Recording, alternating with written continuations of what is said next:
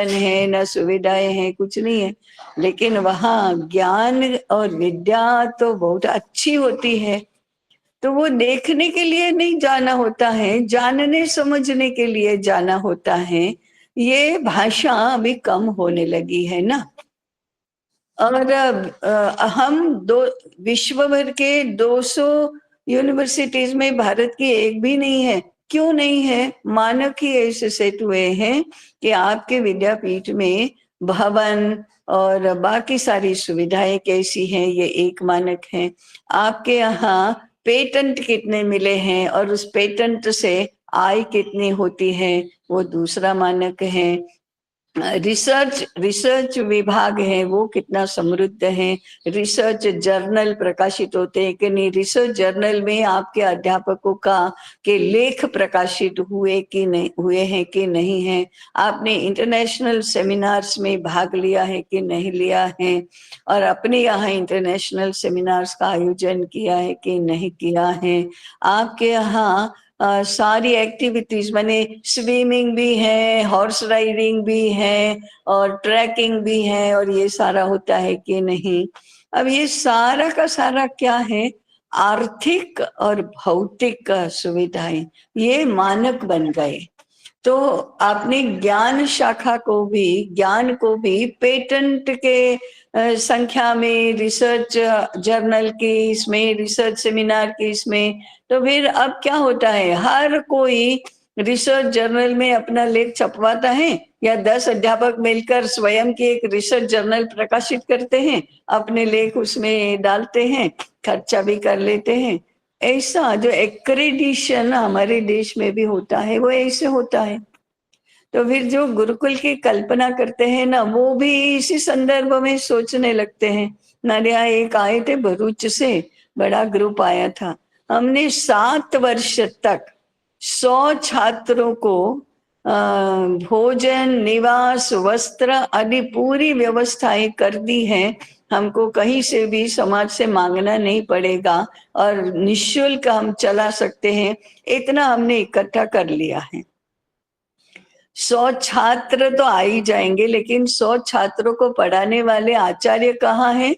तो वो तो नहीं है, वो हमको लाना है अभी। इसको कहते हैं कि हमारा भौतिक संसाधन और मानव शक्ति, इसका विचार ही क्या है? तो मानव शक्ति है, लोग गुरु हैं, तो कहीं पर भी गुरुकुल हो सकता है ना, पे वृक्ष के नीचे भी हो सकता है, मंदिर के ओटे पर भी हो सकता है, मंदिर के अहाते में भी हो सकता है, घर के अहाते में भी हो सकता है। भौतिक संसाधनों का और मानव शक्ति का जो अनुपात है, वो दोनों दृष्टि से, मूल्य की दृष्टि से भी और संख्या की दृष्टि से भी मानव शक्ति अधिक होनी चाहिए, भौतिक शक्ति गौण है। इसको हम कहते हैं कि दोनों का अनुपात कैसे बिठाना,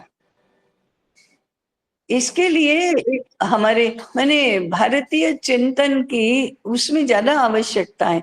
अभी यहाँ भी लोग कहते हैं हमको देखने के लिए आना है, हमने कहा देखने जैसा तो यहाँ कुछ है ही नहीं, इतनी सुविधाएं भी नहीं है जितनी आपके घर में होंगी, तो देखने जैसा कुछ भी नहीं है, भवन में भी ऐसा कुछ नहीं है कि देखो इसको।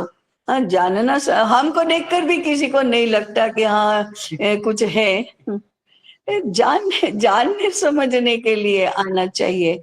ऐसे हमारा जो विद्यापीठ की संकल्पना है, वो जानने समझने पर और व्यक्ति कैसे हैं उसके ऊपर निर्भर करता है। भौतिक सुविधाएं कैसी है उसके ऊपर निर्भर नहीं करता। उसका अर्थ ये भी नहीं है कि ये होना नहीं चाहिए, होना तो चाहिए। हम चाणक्य सीरियल में जब तक्षशिला का देखते हैं तो बहुत बड़ा विस्तार से और ऐसा है, वहां भौतिक संसाधनों की कमी नहीं है, परंतु भौतिक संसाधन ये मापदंड नहीं है। वहां वहां जो राष्ट्र निर्माण की शक्ति है वो मापदंड है। ठीक है ना? हाँ, इसीलिए वो मुद्दा हमने वहां रखा है।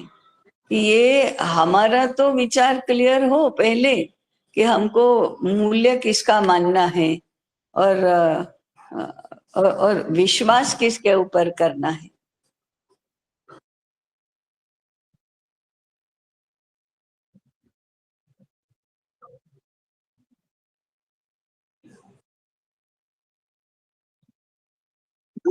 नहीं ना, अरे हाँ, और क्या, सरकारी प्राथमिक विद्या सरकारी मान्यता कब मिलती है?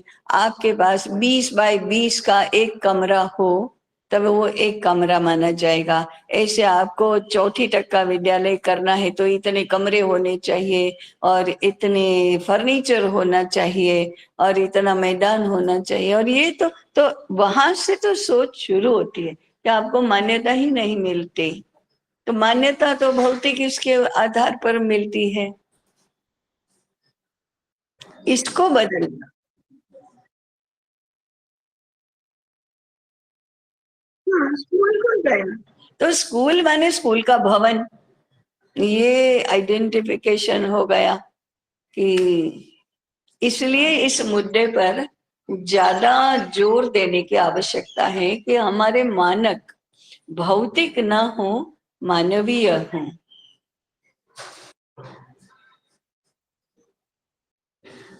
जी, तो ठीक है, कल मिलते हैं। हो, राम राम। चलो।